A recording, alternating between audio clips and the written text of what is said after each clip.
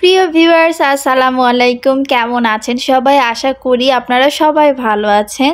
স্বাগতম জানাচ্ছি আজকের আরও একটা নতুন ভিডিওতে। আমার গাছগুলোর রূপ চেহারা যেটাই বলি না কেন, আস্তে আস্তে দেখছি খুবই পরিবর্তন হচ্ছে। পরিবর্তন হওয়ার কারণই হচ্ছে গাছের যত্ন নেওয়া।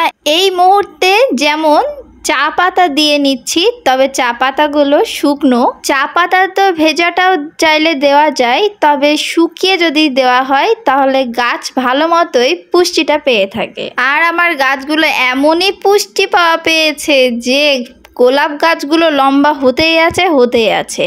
আর আল্লাহর রহমতে মেহেদি গাছের পাতাগুলো দেখেন যে কত বড় বড়।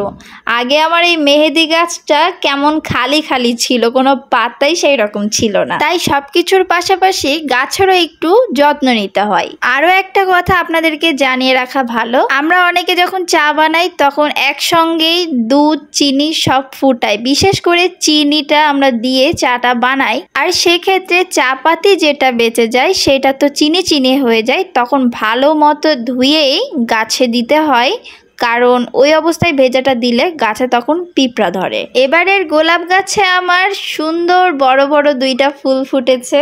গাছের যত্নের পর্ব শেষ করে একটু বাজারে চলে আসি কিছু জিনিসপত্র কিনতে।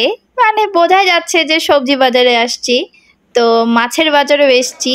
তো দেখা যাক যে ইলিশের কেমন দাম।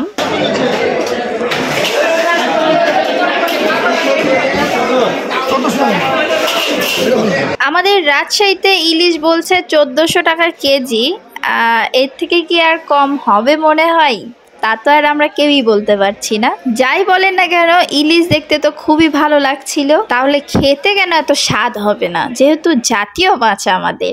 যাই হোক, আশ্বাস যখন পাচ্ছি যে ইলিশ নাকি আমরা বাঙালিরা এবার সবাই খেতে পারবো, তাহলে ইনশাল্লাহ খেতে পারবো। আজকের দুপুরে আইটেম ছিল আলু দিয়ে ডিম আর সঙ্গে বেগুন ভাজা।